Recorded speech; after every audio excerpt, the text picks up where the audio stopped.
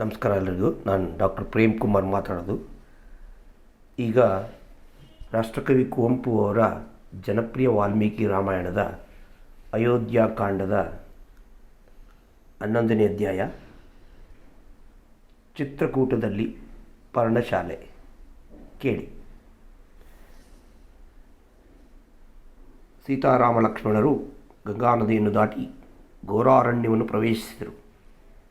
ಮಾರ್ಗವನ್ನು ತೋರಿಸುತ್ತಾ ಎಲ್ಲರಿಗೂ ಮುಂದೆ ಲಕ್ಷ್ಮಣ ಹೊರಟನು. ಆತನ ಹಿಂದೆ ಸೀತೆ ಪ್ರಯಾಣ ಮಾಡಿದಳು. ಅವರಿಬ್ಬರನ್ನು ಸಂರಕ್ಷಿಸುತ್ತಾ ಶ್ರೀರಾಮನ ಹಿಂದೆ ಬರುತ್ತಿದ್ದನು. ವನವಾಸದ ಕಷ್ಟವೆಂಬುದನ್ನು ಇದುವರೆಗೂ ಅವರು ಅರಿತಿರಲಿಲ್ಲ. ಅದು ಈಗ ಸ್ವಲ್ಪ ಸ್ವಲ್ಪವಾಗಿ ಅನುಭವಕ್ಕೆ ಬರಲು ಮೊದಲಾಯಿತು. ಮಧ್ಯಾಹ್ನದ ವೇಳೆಗೆ ಹಸಿವು ಬಳಲಿಕೆಗಳು ಹೆಚ್ಚಾದವು. ಆಗ ಜಿಂಕೆಯೊಂದನ್ನು ಬೇಟೆಯಾಡಿ ಅದರ ಮಾಂಸದಿಂದ ಹಸುವನ್ನು ನಡಗಿಸಿಕೊಂಡರು. ಸಂಜೆಯವರೆಗೂ ಪ್ರಯಾಣ ಮಾಡಿ ದೊಡ್ಡದೊಂದು ವೃಕ್ಷದ ಕೆಳಗೆ ಆ ರಾತ್ರಿ ತಂಗಿದರು. ಲಕ್ಷ್ಮಣನು ಅಣ್ಣನಿಗಾಗಿ ಚಿಗುರಿನಿಂದ ಹಾಸಿಗೆಯನ್ನು ತಯಾರಿಸಿದನು. ಆತನು ಅದರ ಮೇಲೆ ಕುಳಿತು ತಮ್ಮನನ್ನು, ವತ್ಸ, ಇಂದಿನಿಂದ ನಾವು ರಾತ್ರಿಯ ಕಾಲಗಳಲ್ಲಿ ಮೈಮರೆತು ನಿದ್ರಿಸದೆ ಎಚ್ಚರಿಕೆಯಿಂದಿರಬೇಕು. ಸೀತಾ ಸಂರಕ್ಷಣೆಯ ಕಾರ್ಯದಲ್ಲಿ ನಾವಿಬ್ಬರೂ ಮೈಯೆಲ್ಲ ಕಣ್ಣಾಗಿರಬೇಕು ಎಂದು ಎಚ್ಚರಿಸಿದನು.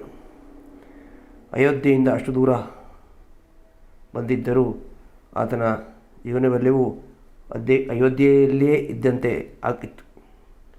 ಕೈಕೆಯಿಂದ ದಶರಥನಿಗೆ ಎಷ್ಟು ನೋವಾಯಿತು.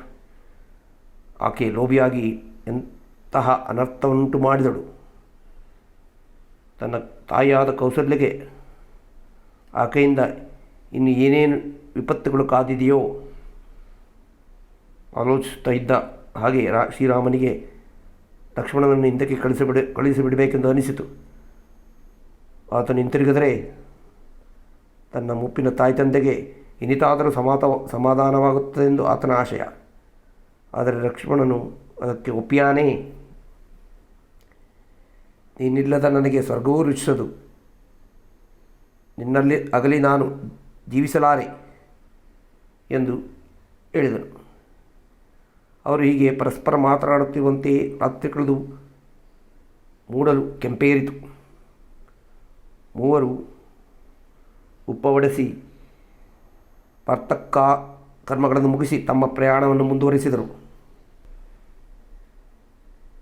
ಕಾಡು ಹಾದಿಯಲ್ಲಿ ನಡೆದು ಮಧ್ಯಾಹ್ನದ ವೇಳೆಗೆ ಗಂಗಾ ಯಮುನಾ ಸಂಗಮದ ಎಡೆಗೆ ಸೇರಿದರು. ದೂರದಿಂದಲೇ ಅವರಿಗೆ ಯಜ್ಞೇಶ್ವರದ ಪತಾಕಿಯಂತಿದ್ದ ಹೋಮ ಕಾಣಿಸಿತು. ಅದನ್ನೇ ಗುರುತಾಗಿಟ್ಟುಕೊಂಡು ಹೋಗಲು ಭರದ್ವಾಜಾಶ್ರಮ ಗೋಚರಿಸಿತು. ಮೂವರು ಆಶ್ರಮವನ್ನು ಪ್ರವೇಶಿಸಿ ಅಲ್ಲಿದ್ದ ಮಹರ್ಷಿಗೆ ಭಕ್ತಿಯಿಂದ ನಮಸ್ಕರಿಸಿದರು. ಶ್ರೀರಾಮನು ತನ್ನ ವೃತ್ತಾಂತವನ್ನೆಲ್ಲ ಮಹರ್ಷಿಗೆ ವಿಜ್ಞಾಪಿಸಿಕೊಂಡನು. ಅದನ್ನು ಕೇಳಿ ಸುಪ್ರೀತನಾದ ಭರದ್ವಾಜ ಮಹರ್ಷಿ ಮಾನ್ಯರಾದ ಅತಿಥಿಗಳನ್ನು ಅತ್ಯಾದರಗಳಿಂದ ಸತ್ಕರಿಸಿ ವಾಸಯೋಗ್ಯವಾದ ಆ ಪ್ರದೇಶದಲ್ಲಿಯೇ ಅವರು ವನವಾಸದ ಅವಧಿಯನ್ನು ಕಳೆಯುವಂತೆ ತಿಳಿಸಿದರು. ಆದರೆ ಶ್ರೀರಾಮನು ಅದಕ್ಕೆ ಒಪ್ಪಲಿಲ್ಲ. ಏಕೆಂದರೆ ಅಯೋಧ್ಯ ಪಟ್ಟಣಕ್ಕೂ ಕೋಸಲ ದೇಶಕ್ಕೂ ಸಮೀಪವಾಗಿತ್ತು ಆ ಆಶ್ರಮ. ಅದು ಗೊತ್ತಾದರೆ ಜನರು ತಮ್ಮನ್ನು ಅರಸುತ್ತಾ ಬರುವ ಸಂಭವ ಉಂಟು. ಆದ್ದರಿಂದ ತಾವು ಇನ್ನೂ ದೂರ ಪ್ರದೇಶಕ್ಕೆ ಹೋಗಬೇಕಾಗಿದೆ. ಆ ಪ್ರದೇಶದಲ್ಲಿ ನೀರು ನೆರಳಿಗೂ ಗೆಡ್ಡೆ ಗೆಣಸಿಗೂ ಅಭಾವವಿರಬಾರದು. ಆದರೆ ಏಕಾಂತ ಸ್ಥಳವಾಗಿರಬೇಕು. ವಾಸಯೋಗ್ಯವಾದ ಅಂತಹ ಪ್ರದೇಶವಾವುದು. ಭರದ್ವಾಜರು ಅಂತಹ ಸ್ಥಳವನ್ನೇ ಶ್ರೀರಾಮನಿಗೆ ಸೂಚಿಸಿದರು. ಅವರ ಆಶ್ರಮದಿಂದ 10 ಕ್ರೋಶಗಳ ದೂರದಲ್ಲಿ ಚಿತ್ರಕೂಟವೆಂಬುದೊಂದು ಪರ್ವತ ಉಂಟು. ಅದು ಅನೇಕ ಸಸ್ಯ ಸಂಪತ್ತಿನಿಂದ ಸಂಭ್ರಮಬದ್ಧವಾದುದು. ಪಕ್ಷಿ ಸಮೂಹಗಳ ಮಧುರಗಾನದಿಂದ ಮನೋಹರವಾದದ್ದು. ಅನೇಕ ಋಷಿಗಳು ಅದರಲ್ಲಿ ತಮ್ಮ ಆಶ್ರಮಗಳನ್ನು ಮಾಡಿಕೊಂಡಿರುವರು. ಅಲ್ಲಿ ಶ್ರೀರಾಮನು ತನ್ನ ಮಡದಿಯೊಡನೆ ತಮ್ಮ ನಡೆಯು ಸುಖವಾಗಿ ಸತ್ಕಾಲಕ್ಷೇಪವನ್ನು ನಡೆಸಬಹುದು ಎಂದು ಭರದ್ವಾಜರು ತಿಳಿಸಿದರು. ಹೀಗೆ ಅವರು ಇರುವಷ್ಟರಲ್ಲಿ ಸಾಯಂಕಾಲವಾಗಲು ಶ್ರೀರಾಮನು ಆ ದಿನ ರಾತ್ರಿ ಅಲ್ಲಿಯೇ ತಂಗಿದನು. ಮರುದಿನ ಬೆಳಗ್ಗೆ ಶ್ರೀರಾಮನು ಸೀತಾ ಲಕ್ಷ್ಮಣರೊಡನೆ ಪ್ರಯಾಣ ಸನ್ನದ್ಧನಾಗಲು ಭರದ್ವಾಜರು ಅವರಿಗೆ ಚಿತ್ರಕೂಟದ ಮಾರ್ಗವನ್ನು ವಿವರಿಸುತ್ತಾ ಸ್ವಲ್ಪ ದೂರದವರೆಗೆ ಅವರನ್ನು ಸಾಗ ಕಳುಹಿಸಿ ತನ್ನ ಆಶ್ರಮಕ್ಕೆ ಹಿಂದಿರುಗಿದನು. ಚಿತ್ರಕೂಟಕ್ಕೆ ಹೋಗಬೇಕಾದರೆ ಯಮುನಾನದಿಯನ್ನು ದಾಟಬೇಕು. ಆದರೆ ಅದು ಬಹುವೇಗವಾಗಿ ಪ್ರವಹಿಸುತ್ತಿತ್ತು. ಕಾಲ್ನಡಿಗೆಯಲ್ಲಿ ಅದನ್ನು ದಾಟುವುದು ಸಾಧ್ಯವಿರಲಿಲ್ಲ. ಆದ್ದರಿಂದ ರಾಮಲಕ್ಷ್ಮಣರು ಕಟ್ಟಿಗೆಗಳಿಂದಲೂ ಒಣಗಿದ ಬಿದಿರುಗಳಿಂದಲೂ ಒಂದು ತೆಪ್ಪವನ್ನು ಮಾಡಿ ಅದನ್ನು ಲಾವಂಚದ ಬಳ್ಳಿಯಿಂದ ಬಗಲವಾಗಿ ಬಿಗಿದರು. ಅದರ ಮೇಲೆ ಎಳೆಯ ರೆಂಬೆಗಳನ್ನು ಚಿಗುರುಗಳನ್ನು ಹಾಕಿ ಸೀತಾದೇವಿಗಾಗಿ ಒಂದು ಮೆತ್ತನೆಯ ಆಸನವನ್ನು ತಯಾರಿಸಿದರು.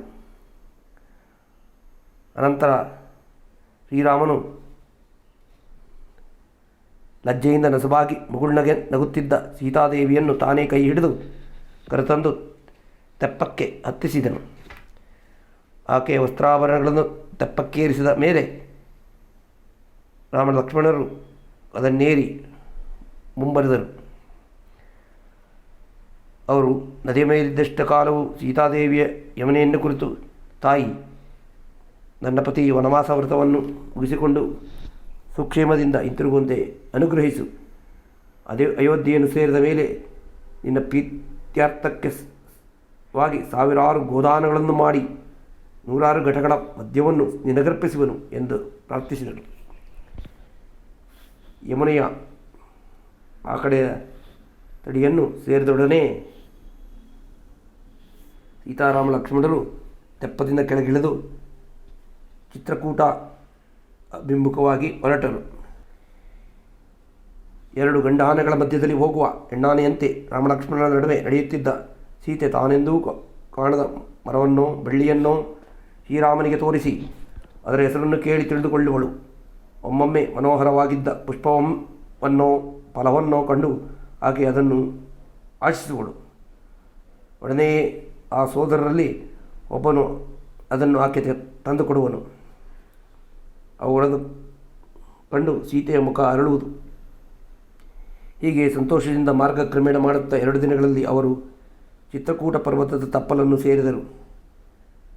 ಅಲ್ಲಿನ ಪ್ರಕೃತಿ ಸೌಂದರ್ಯವನ್ನು ಕಂಡು ಶ್ರೀರಾಮ ಲಕ್ಷ್ಮಣರಿಗೆ ಆನಂದಕ್ಕೆ ಪಾರವೇ ಇರದಾಯಿತು.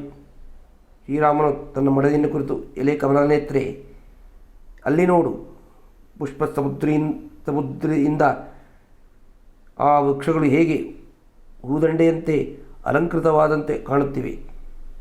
ಈಗ ತಾನೇ ಶಿಶಿರ ಋತು ಕಳೆದು ವಸಂತ ಋತು ಪ್ರಾಪ್ತವಾಗಿರುವುದರಿಂದ ಮುತ್ತುಕದ ಹೂಗಳು ಪುಷ್ಪಭರಿತವಾಗಿ ಜ್ವಲಿಸುತ್ತಿರುವಂತೆ ಕಾಣುತ್ತಿದೆ. ಫಲಭರಿತವಾದ ಈ ಗೇರು ಮರಗಳನ್ನು ನೋಡು, ಇಷ್ಟು ದೂರ ಬಂದು ಹಣ್ಣು ಕೀಳುವವರೇ ಯಾರೂ ಇಲ್ಲವೆಂದು ತೋರುತ್ತದೆ. ಆದ್ದರಿಂದ ಫಲಭಾರದಿಂದ ರೆಂಬೆಗಳೆಲ್ಲವೂ ನೆಲಕ್ಕೆ ಬಾಗಿ ಹೋಗಿವೆ. ಜಾನಕಿ, ಈ ಕಡೆ ನೋಡು, ಜೇನು ಹಲ್ಲೆಗಳು ಹೇಗೆ ಮರದಲ್ಲಿಯೂ ಜೋಲು ಬಿದ್ದಿವೆ. ಒಂದೊಂದರಲ್ಲೂ ಬಹುಶಃ ಒಂದು ಕೊಡಗದಷ್ಟು ಜೇನುತುಪ್ಪ ದೊರೆಯಬಹುದು. ಇಲ್ಲಿ ನೆಲವು ಹೆಚ್ಚು ಹಳ್ಳತಿಟ್ಟುಗಳಿಲ್ಲದೆ ವಾಸಕ್ಕೆ ಯೋಗ್ಯವಾಗಿದೆ. ನಾವು ಇಲ್ಲಿಯೇ ಎಲ್ಲಿಯಾದರೂ ಒಂದು ಆಶ್ರಮವನ್ನು ಕಟ್ಟಿಕೊಳ್ಳಬಹುದು. ಪ್ರಿಯೇ, ಏಕಾಧ್ವನಿ, ಅದೋ ನೋಡು, ಗರಿಗೆದರಿ ನರ್ತಿಸುತ್ತಿರುವ ಆ ರವಿಲನ್ನು ನೋಡಿದೆಯಾ? ಆಹಾ, ಅದೆಷ್ಟು ರಮ್ಯ ಈ ಪ್ರದೇಶ ಎಂದು ಬಣ್ಣಿಸಿದನು. ಕಂದ ಮೂಲ ಫಲಗಳು ಸಮೃದ್ಧವಾಗಿದ್ದ ಆ ಪ್ರದೇಶದಲ್ಲಿಯೇ ವಾಸ ಮಾಡಬೇಕೆಂದು ಶ್ರೀರಾಮ ಲಕ್ಷ್ಮಣರು ನಿಶ್ಚಯಿಸಿದರು. ಚಿತ್ರಕೂಟ ಪರ್ವತದಲ್ಲಿ 100 ವೃಕ್ಷಾಶ್ರಮಗಳಿವೆ. ಅವುಗಳಲ್ಲಿ ವಾಲ್ಮೀಕಿ ಋಷಿಗಳ ಆಶ್ರಮದ ಸಮೀಪದಲ್ಲಿಯೇ ಶ್ರೀರಾಮ ಲಕ್ಷ್ಮಣರು ತಮ್ಮ ಪರ್ಣಶಾಲೆಯನ್ನು ನಿರ್ಮಿಸಿಕೊಂಡರು. ಆ ಪರ್ಣಶಾಲೆ ನೋಡುವುದಕ್ಕೆ ಅಂದವಾಗಿದ್ದುದಲ್ಲದೆ ಗಾಳಿ ಮಳೆಗಳನ್ನು ತಡೆಯುವುದಕ್ಕೆ ತಕ್ಕದಾಗಿತ್ತು. ಆದರೆ ಸಮೀಪದಲ್ಲಿಯೇ ಮಾಲ್ಯಾವತಿ ನದಿ ಹರಿಯುತ್ತಿತ್ತು. ಪರ್ಣಶಾಲೆಯ ಸುತ್ತಲೂ ರಂಗುರಂಗಿನ ಹೂಗೊಂಚುಗಳಿಂದ ಕಣ್ಮಗಳನ್ನು ತಡಿಸುವ ಗಿಡಬಳ್ಳಿಗಳು ಬೆಳೆದಿದ್ದವು. ಸದಾಕಾಲವು ಹಕ್ಕಿಗಳ ಕಲರವದಿಂದ ಕರ್ಣಾನಂದವಾಗುತ್ತಿತ್ತು. ಇಂತಹ ಅಸಮಯವಾದ ಸನ್ನಿವೇಶದಲ್ಲಿದ್ದ ಶ್ರೀರಾಮ ಲಕ್ಷ್ಮಣರಿಗೆ ತಾವು ಅಯೋಧ್ಯೆಯನ್ನು ಬಿಟ್ಟು ಬಂದುದು, ಅರಣ್ಯದಲ್ಲಿ ವಾಸವಾಗಿದ್ದುದು ಮರೆತು ಹೋಯಿತು. ಅವರು ಅತ್ಯಂತ ಸಂತೋಷದಿಂದ ಕಾಲಯಾಪನೆ ಮಾಡುತ್ತಾ ಇದ್ದರು. ಅಧ್ಯಾಯ 12 ದಶರಥ ನಿರ್ಯಾಣ. ಶ್ರೀರಾಮನು ಸೀತಾಲಕ್ಷ್ಮಣರ ಸಮೇತರಾಗಿ ಗಂಗಾ ನದಿಯನ್ನು ದಾಟಿ ಕಣ್ಮಣಿಯಾದೊಡನೆ ಮಂತ್ರಿ ಸುಮಂತ್ರನು ಕಣ್ಣೀರು ಸುರಿಸುತ್ತಾ ನಿಟ್ಟುಸಿರಿಟ್ಟು ತನ್ನನ್ನು ರಥಾಶ್ವಗಳನ್ನು ಮನಸಾರೆ ಹಳೆದುಕೊಳ್ಳುತ್ತಾ ಅಯೋಧ್ಯೆಗೆ ಹಿಂತಿರುಗಿದನು. ಬರಿಯ ರಥದೊಡನೆ ಪುರಪ್ರವೇಶ ಮಾಡಿದ ಆತನು ಕಾಣುತ್ತಲೇ ಪುರನಿವಾಸಿಗಳೆಲ್ಲರೂ ರಥದ ಸುತ್ತಲೂ ನೆರೆದು ಶ್ರೀರಾಮನಲ್ಲಿ ಎಲ್ಲಿದ್ದಾನೆ ಎಂದು ಉತ್ಸುಕರಾಗಿ ಪ್ರಶ್ನಿಸಿದರು. ಆತನು ಗಂಗಾ ನದಿಯನ್ನು ದಾಟಿ ಕಾಲ್ನಡಿಗೆಯಿಂದ ಅರಣ್ಯ ಪ್ರವೇಶ ಮಾಡುವುದನ್ನು ಕೇಳಿ ಅವರೆಲ್ಲರೂ ಕಣ್ಣೀರು ತುಂಬಿ ಆರಾಮ ಆರಾಮ ಎಂದು ರೋಧಿಸಿದರು. ಆ ಗೋಡಿನ ಹೊಳೆಯಲ್ಲಿ ಈಸಾಡುತ್ತಾ ಸುಮಂತ್ರನು ಅರಮನೆ ಪ್ರವೇಶಿಸಿದನು. ಆತನನ್ನು ಕಾಣುತ್ತಲೇ ದಶರಥನು ದುರ್ಗದಿಂದ ಮೂರ್ಛಿತನಾದನು. ರಾಣಿ ವಾಸದವರೆಲ್ಲರೂ ಗೊಳೋ ಎಂದು ಗಟ್ಟಿಯಾಗಿ ಹತ್ತರು. ಒಮ್ಮೆ ಆ ಗೋಡಿನ ತೆರೆ ಏರಿ ಬಂದು ನೆರವುಕ್ಕಿ ಹೋದ ಮೇಲೆ ದಶರಥನು ಸುಮಂತ್ರನನ್ನು ಕುರಿತು ವನವಾಸಿಗಳಾದ ತನ್ನ ಮಕ್ಕಳ ವಿಚಾರವಾಗಿ ಪ್ರಶ್ನೆಗಳ ಸುರಿಮಳೆಗಳನ್ನೇ ಕರೆದನು. ಕಷ್ಟದ ಗಂಧವನ್ನೇ ಅರಿಯದ ಶ್ರೀರಾಮನು ಯಾವ ವೃಕ್ಷವನ್ನು ಆಶ್ರಯಿಸಿ ವಾಸ ಮಾಡುತ್ತಿದ್ದಾನೆ, ಏನು ಊಟ ಮಾಡಿಕೊಂಡಿದ್ದಾನೆ, ಅವನು ಮಡಗುವುದಕ್ಕೇನು ಮಾಡುತ್ತಾನೆ, ನೆಲದ ಮೇಲೆ ಕಾಲಿಟ್ಟೆರಿಯದ ಅವನು ವನದಲ್ಲಿ ಹೇಗೆ ಸಂಚರಿಸುತ್ತಾನೆ, ವನಪ್ರದೇಶ ಮಾಡುವ ಮುನ್ನ ಆತನು ನಿನ್ನೊಡನೆ ಏನು ಹೇಳಿದ, ಲಕ್ಷ್ಮಣನೇನೆಂದ, ಸುಖಮಯೆಯಾದ ಸೀತೆ ವನವಾಸದ ಕಷ್ಟಗಳನ್ನು ಹೇಗೆ ಸಹಿಸಿಕೊಳ್ಳುತ್ತಿದ್ದಾರೆ, ನೀನು ಹೊರಟು ಮುನ್ನ ಆಕೆ ನಿನಗೆ ಏನು ಹೇಳಿದಳು. ಸುಮಂತ್ರನು ಸೀತಾರಾಮಲಕ್ಷ್ಮಣರು ಅಡವಿಯಲ್ಲಿದ್ದ ಪರಿಯನ್ನು ತಿಳಿಸಿ ಪ್ರತ್ಯೇಕವಾಗಿ ಪ್ರತಿಯೊಬ್ಬರಿಗೂ ಆತನು ಕಳುಹಿಸಿದ ಸಂದೇಶಗಳನ್ನು ವಿವರಿಸಿ ಹೇಳಿದನು. ಶ್ರೀರಾಮನು ತಂದೆಗೂ ತಾಯಿಯವರಿಗೂ ತನ್ನ ನಮಸ್ಕಾರಗಳನ್ನು ತಿಳಿಸುವಂತೆ ಹೇಳಿ ಮಾತೆಯರಾದ ಕೌಸಲ್ಯಾದೇವಿ ಮಹಾರಾಜರನ್ನು ಭಕ್ತಿಯಿಂದ ಸೇವಿಸುವಂತೆಯೂ ತಮ್ಮನಾದ ಭರತನು ವೃದ್ಧರಾದ ತಂದೆಗೆ ಅತ್ಯಂತ ವಿಧೇಯವಾಗಿ ವರ್ತಿಸುವಂತೆಯೂ ತಿಳಿಸಿದನು. ತಾಯಿಯನ್ನು ನೆನೆಯುತ್ತಲೇ ಆತನು ಕಂಬನಿ ತುಂಬಿ ಆಕೆಯನ್ನು ತನ್ನ ತಾಯಿಯಂತೆಯೇ ಕಾಣಬೇಕೆಂದಾಗಿ ಭರತನಿಗೆ ತಿಳಿಸುವಂತೆ ಹೇಳಿದನು.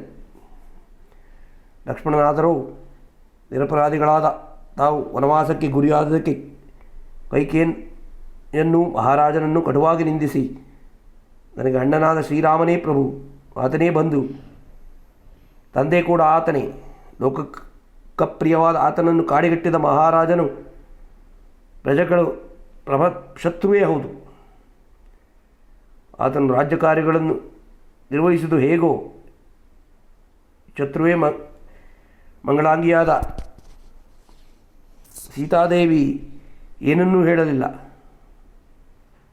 ಮುಖದಲ್ಲಿ ಸದಾ ನರ್ತಿಸುತ್ತಿದ್ದ ಮುಗುಳ್ನಗೆ ಮಾದು ಹೋಗಿ ದುಗುಡವಾಗಿರಿಸಿತ್ತು. ಆಕೆ ಬಾಯಿಂದ ಮಾತನಾಡಲಿಲ್ಲ. ಕಣ್ಣುಗಳಿಂದ ಒಮ್ಮೆ ಪತಿಯ ಕಡೆ ನೋಡಿ ನಿಟ್ಟಿಸು ಬಿಟ್ಟಳಷ್ಟೆ. ಗಂಗಾ ನದಿಯನ್ನು ದಾಟಿ ಆ ಮೂವರು ಪ್ರಯಾಣ ಮಾಡಿದುದನ್ನು ವಿವರಿಸುತ್ತಾ ಜಟಾಧಾರಿಗಳಾಗಿ ವಲ್ಕಲಗಳುಟ್ಟ ರಾಮಲಕ್ಷ್ಮಣರು ಸೀತೆಯೊಡನೆ ಪ್ರಯಾಗ ಕ್ಷೇತ್ರದ ಕಡೆ ಹೊರಟರು. ಎಲ್ಲರಿಗೂ ಮುಂದೆ ಲಕ್ಷ್ಮಣಸ್ವಾಮಿ, ಆತನ ಹಿಂದೆ ಸೀತಾಮಾತೆ, ಅವರಿಬ್ಬರ ಹಿಂದೆ ಸಂರಕ್ಷಣೆಗಾಗಿ ಶ್ರೀರಾಮಚಂದ್ರ. ಈ ಕ್ರಮದಿಂದ ಅವರು ಪ್ರಯಾಣ ಮಾಡಿದರು. ಅವರ ವನಾಗಮನದಿಂದ ರಥದ ಕುದುರೆಗಳೂ ಕೂಡ ಕಣ್ಣೀರಿಡುತ್ತಾ ಹಿಂತಿರುಗಿದವು ಎಂದನು. ಸುಮಂತ್ರನ ಮಾತುಗಳಿಂದ ದಶರಥನ ವ್ಯಥೆ ಶತಾಧಿಕವಾಗಿ ಉಲ್ಪಣಗೊಂಡಿತು. ಸ್ತ್ರೀ ವ್ಯಾಮೋಹದಿಂದ ತಾನು ಮಾಡಬಾರದೆಂದು ಮಾಡಿದಂತಾಯಿತು. ಇದು ತನ್ನ ವಂಶನಾಶಕ್ಕೆ ಕಾರಣವಾಗಬಹುದು ಎಂದುಕೊಂಡನು. ತನ್ನನ್ನು ಒಡನೆಯೇ ಶ್ರೀರಾಮನ ಬಳಿಗೆ ಕರೆದೊಯ್ಯುವಂತೆ ಸುಮಂತ್ರನನ್ನು ಮೊರೆಯಿಟ್ಟನು. ತನ್ನ ಪ್ರಾಣಗಳು ಅಗಲಿ ಬಹುಕಾಲ ನಿಲ್ಲಲಾರುವುದರಿಂದ ಆತನನ್ನು ಕಾಣದೆಯೇ ತಾನು ಸಾಯಬೇಕಾಗುವುದೆಂದು ಹಲುಬಿದನು. ಆತನ ಮಾತುಗಳು ಕೇಳಿ ಕೌಸಲ್ಯಗೂ ಶ್ರೀರಾಮನನ್ನು ಕಾಣಬೇಕೆಂಬ ಬಯಕೆ ಬಲಿಯಿತು. ಸುಮಂತ್ರ, ಸೀತಾರಾಮ ಲಕ್ಷ್ಮಣನನ್ನು ಕಾಣದೆ ನಾನು ಕ್ಷಣ ಮಾತ್ರವೂ ಜೀವಿಸಲಾರೆ. ತತ್ತಕ್ಷಣವೇ ರಥವನ್ನು ಸಜ್ಜುಗೊಳಿಸು, ಒಡನೆಯೇ ನನ್ನನ್ನು ದಂಡಕಾರಣ್ಯಕ್ಕೆ ಕರೆದುಕೊಂಡು ಹೋಗು ಎಂದು ಮೊರೆಯಿಟ್ಟಳು. ಆಕೆಯನ್ನು ಸಮಾಧಾನ ಮಾಡುವುದರೊಳಗಾಗಿ ಸುಮಂತನಿಗೆ ಸಾಕಾಯಿತು. ಅಡವಿಯಲ್ಲಿದ್ದರೂ ಸೀತಾರಾಮ ಲಕ್ಷ್ಮಣರು ಸಂತೋಷದಿಂದ ಇರುವರು. ಪಿತೃಪಾಕ್ಯ ಪರಿಪಾಲನೆಯಿಂದ ಶಾಶ್ವತವಾದ ಕೀರ್ತಿಗೆ ಪಾತ್ರನಾಗಿರುವ ಆತನನ್ನು ಕುರಿತು ಸಂತೋಷ ಪಡಬೇಕೇ ಹೊರತು ದುಃಖಿಸಬಾರದು. ಇತ್ಯಾದಿಯಾಗಿ ಎಷ್ಟೋ ಸಮಾನದ ಮಾತುಗಳನ್ನು ಸುಮಂತ್ರನು ಆಡಿದನು. ಆದರೂ ಆ ತಾಯಿಗೆ ಸಮಾಧಾನವಾಗದು. ಒಮ್ಮೆ ದುರದೃಷ್ಟವನ್ನು ಕಳೆದುಕೊಳ್ಳುವಳು, ಮತ್ತೊಮ್ಮೆ ತನ್ನ ಮಗನನ್ನು ಅಡವಿಗೆ ಅಟ್ಟಿದ ದಶರಥನ ಮೇಲೆ ಸಿಟ್ಟಾಗುವಳು. ಮಹಾರಾಜ, ನೀನು ದಯಾಶಾಲಿ ಎಂದು 3 ಲೋಕಗಳಲ್ಲೂ ವಿಖ್ಯಾತೀನಾಗಿದ್ದೆ.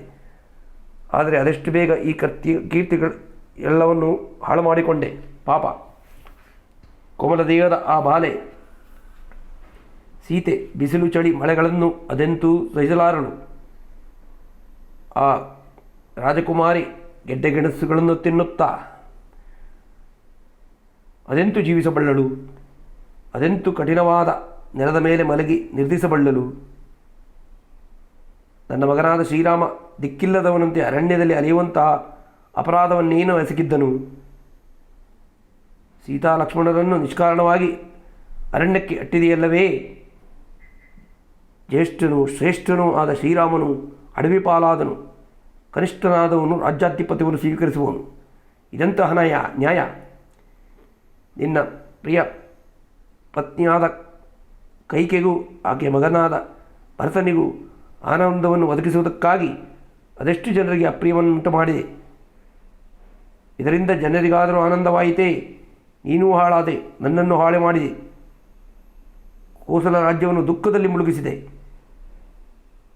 ನೀನೆಂತಹ ಕ್ರೂರ ಕಾರ್ಯವನ್ನು ಎಸಗಿದೆ ಎಂದೆಲ್ಲ ಆಕೆ ದಶರಥನನ್ನು ಕಟುವಾಗಿ ನಿಂದಿಸಿದಳು. ಕೌಸಲ್ಯಲ ಕಟುಗಳಿಂದ ಬೇಗುದಿಯಾದ ದಶರಥನು ಕಣ್ಣೀರು ಗರಿಯುತ್ತಾ ಆಕೆಯನ್ನು ಕುರಿತು, ದೇವಿ ರಾಮಮಾತೆ, ಪ್ರಸನ್ನಳಾಗು. ನಾನೀಗ ಕರುಣೆಗೆ ಪಾತ್ರನೇ ಹೊರತು ಕೋಪಕ್ಕಲ್ಲ. ಕೈಮಿಗಿದು ಬೇಡುತ್ತೇನೆ, ನನ್ನನ್ನು ಕ್ಷಮಿಸು.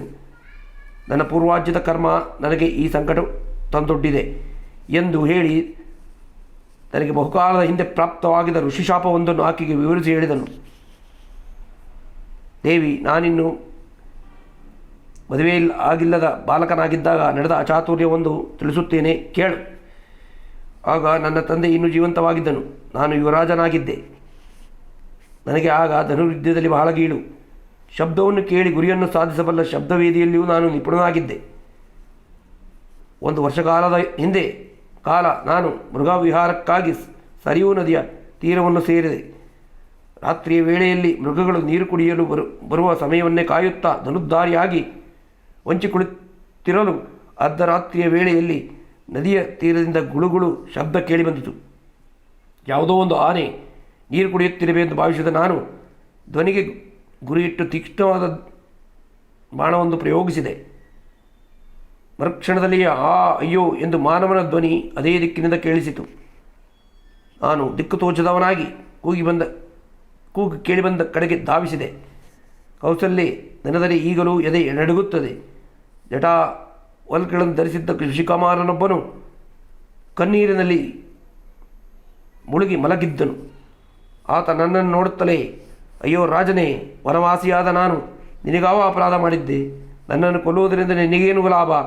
ಅಯ್ಯೋ, ನನ್ನ ಮುಪ್ಪಿನ ತಾಯಿ ತಂದೆಗಳ ಬಾಯಾರಿಕೆಯನ್ನು ಹೋಗಲಾಡಿಸುವುದಕ್ಕಾಗಿ ಈ ನದಿ ತೀರಕ್ಕೆ ಬಂದೆ. ನನ್ನ ಗತಿ ಇಲ್ಲಿ ಹೀಗಾಗಿದೆ. ಪಾಪ, ಕಂಗಾಣದ ತಂದೆ ಗಳ ಗತಿಯೇನೋ. ಇನ್ನು 1 ಕ್ಷಣದಲ್ಲಿ ನನ್ನ ಪ್ರಾಣಗಳು ಹಾರಿ ಹೋಗುತ್ತವೆ. ಆಮೇಲೆ ಅವರಿಗೆ ಯಾರು ದಿಕ್ಕು? ಅಯ್ಯ, ನನ್ನ ಹೃದಯದಲ್ಲಿ ನೆಟ್ಟಿರುವ ಈ ಬಾಣ ಮರ್ಮಸ್ಥಾನವನ್ನು ಕೊರೆಯುತ್ತಿದೆ. ನಾನಿದನ್ನು ಸಹಿಸಲಾರೆ. ಮೊದಲು ಇದನ್ನು ಕಿತ್ತು ಹಾಕು. ಅನಂತರ ಇಲ್ಲಿಯೇ ಸಮೀಪದಲ್ಲಿರುವ ನನ್ನ ತಂದೆ ತಂದೆಗಳ ನನ್ನ ಸ್ಥಿತಿಯನ್ನು ಅರಹು ಎಂದು ಹೇಳಿದ. ಆತನು ದುಃಖವನ್ನು ನೋಡಲಾರದೆ ನಾನು ಬಾಣವನ್ನು ಕಿತ್ತು ಹಾಕಿದೆ. ಒಡನೆ ಆತ ಪ್ರಾಣ ಹಾರಿ ಹೋಯಿತು. ಸ್ವಲ್ಪ ಹೊತ್ತು ಭಯದಿಂದ ಏನೂ ತೋಚದಾಯಿತು. ಆಮೇಲೆ ಧೈರ್ಯ ತೆಗೆದುಕೊಂಡು ಅಲ್ಲಿದ್ದ ನೀರು ತುಂಬಿದ ಕುಂಭದೊಡನೆ ಆ ವೃದ್ಧ ಋಷಿ ದಂಪತಿಗಳ ಬಳಿಗೆ ಹೋದೆ. ರೆಕ್ಕೆಯುದಿರಿದ ಅಕ್ಕಿಯಂತೆ ಮುದುರಿ ಕುಳಿತಿದ್ದ ಅವರು ಹೆಜ್ಜೆ ಸಪ್ಪಳ ಕೇಳುತ್ತಲೇ, ಮಗನೇ ಬಂದನೆಂದುಕೊಂಡು, ಬತ್ಸ, ನೀರು ತರಲು ಎಷ್ಟು ತಡೆ ಮಾಡಿಬಿಟ್ಟಿಯಪ್ಪ? ಇಷ್ಟು ಹೊತ್ತು ಜಲಕ್ರೀಡೆ ಆಡುತ್ತಿದ್ದೇನು? ನೀನು ಬಾರದುದರಿಂದ ನಿನ್ನ ತಾಯಿ ಎಷ್ಟೋ ತಳಮಳ ಪಡುತ್ತಿದ್ದಳು ಎಂದು ಆ ವೃದ್ಧ ಋಷಿ ಶೂನ್ಯ ದೃಷ್ಟಿಯನ್ನು ಶಬ್ದ ಬಂದೆಡೆಗೆ ತಿರುಗಿಸಿದನು. ನಾನು ಅನಿವಾರ್ಯವಾಗಿ ನಡೆದಂತೆ ತಿಳಿಸಿ ಕೈಲಿದ್ದ ನೀರಿನ ಭಾಂಡವನ್ನು ಅವರ ಮುಂದೆ ಇರಿಸಿದೆ. ಆದರೆ ಅವರು ನೀರು ಕುಡಿಯಲಿಲ್ಲ. ಗಟ್ಟಿಯಾಗಿ ರೋಧಿಸುತ್ತಿದ್ದ ಸತ್ತು ಬಿದ್ದಿದ್ದ ಮಗನ ಬಳಿಗೆ ನನ್ನ ಸಹಾಯದಿಂದ ಬಂದು ಆತನ ಮೇಲೆ ಕೈಯಾಡಿಸುತ್ತಾ ಹಂಬಲಿಸಿ ಕದ್ದು ಕರುವಂತೆ ಗೋಳಿಟ್ಟರು. ಆಮೇಲೆ ನನ್ನನ್ನು ಕುರಿತು, ಅಯ್ಯ ರಾಜನೇ, ಈಗ ನಾನಾವ ರೀತಿಯಲ್ಲಿ ಪುತ್ರ ವ್ಯಸನದಿಂದ ಉಂಟಾದ ದುಃಖವನ್ನು ಅನುಭವಿಸುತ್ತಿರುವೆನೋ ಅದೇ ರೀತಿಯಲ್ಲಿ ನೀನು ಪುತ್ರ ವ್ಯಸನದಿಂದ ಪೀಡಿತನಾಗಿ ಮರಣ ಹೊಂದು ಎಂದು ಶಪಿಸಿದನು. ಹೀಗೆ ಶಾಪವನ್ನು ಕೊಟ್ಟ ಆ ವೃದ್ಧ ಮುನಿಸತಿಗಳೊಂದಿಗೆ ಚಿತಾಪ್ರವೇಶ ಮಾಡಿದನು.